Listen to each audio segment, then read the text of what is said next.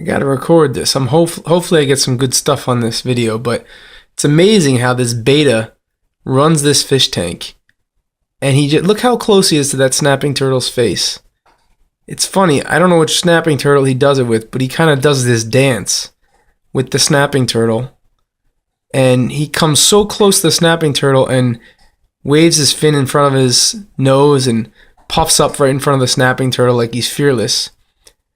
And then it's funny when the snapping turtle goes to get too close to him, it looks like he's going to bite him. The goldfish come and start pecking at the snapping turtle's back. Hopefully I can get that on video, but it's funny how they have their own society in this fish tank. They all have separate personalities, and they developed this kind of community in here. And if you sit long enough, you can actually watch and you could like identify each individual personality and how they all interact with each other. The betta, he thinks he's the shit. He's definitely the king of the tank. Even though the goldfish are like bigger than him. And these snapping turtles could just eat him up.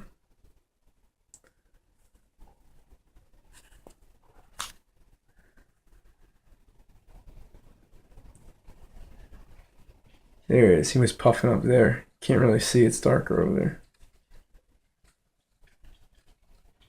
And these baby snappers are getting big now.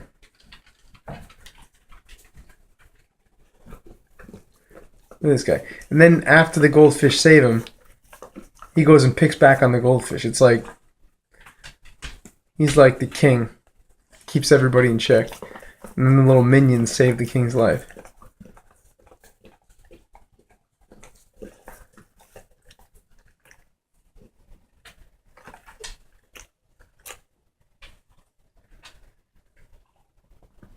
The goldfish don't even want to mess with them. But they respect them. They just kind of keep their distance.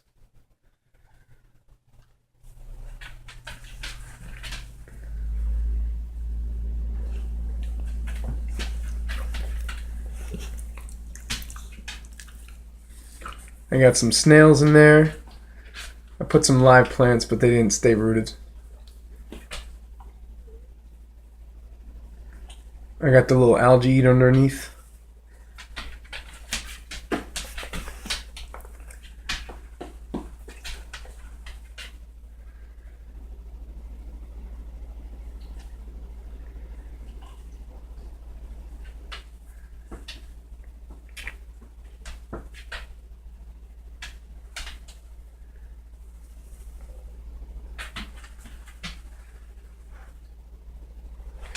And it's fun. I don't even clean the tank out from the algae because I kind of think like it's creating its own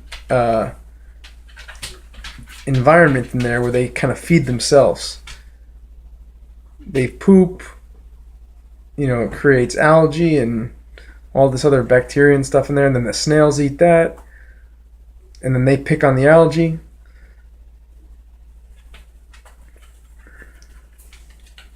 All I have is a regular carbon filter in there. And it seems like everything's working really well. It seems like they're really thriving. Doesn't look that pretty because there's algae building up on the side of the tank, but I guess the snails, I'm not sure what the snails eat, but the snails I guess maybe eat that, and the algae eater obviously eats that. Look at this betta. It's beautiful.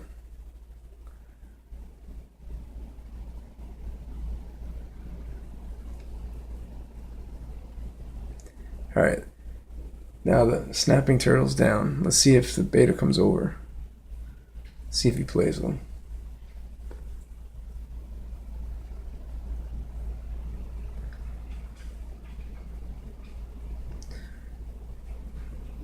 It's funny, these fish aren't even afraid of those snapping turtles.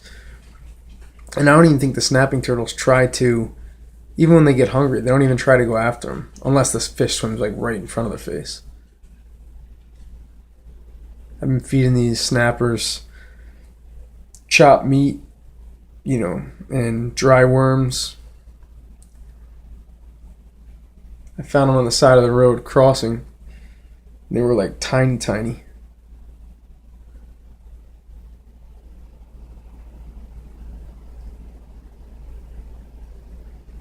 Alright, here's the betta. Watch.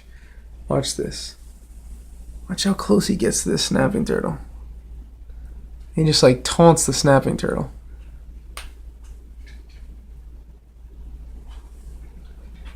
No, not that time, but...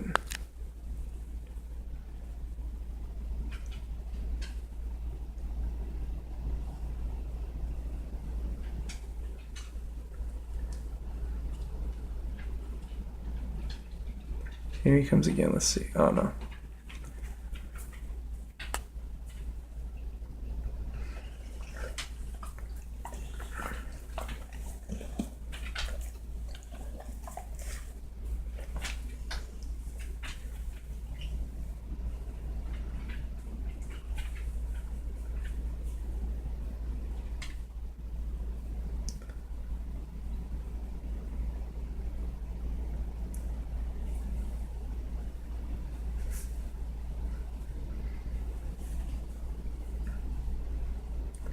See those fish eating all the algae and all the crap that's like in between the rocks? That's why I don't clean it. That's why I just leave it and I let them pick at it. They kind of feed themselves. I mean, I'm doing an experiment, seeing if they could like create their own biosphere in here or whatever. Watch this betta now. Look at him. Look how close he gets to this friggin' turtle. Like he's like taunting this snapping turtle. The snapping turtle will just eat him. Basically touches his head with his fins. That's awesome. They obviously definitely have a relationship in this tank. And they definitely all can communicate. Somehow. I guess just like we communicate with our dogs and cats and things.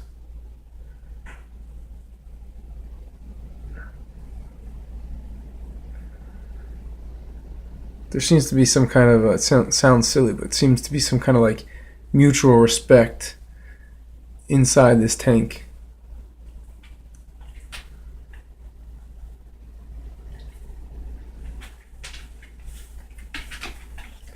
Alright, that's enough for now.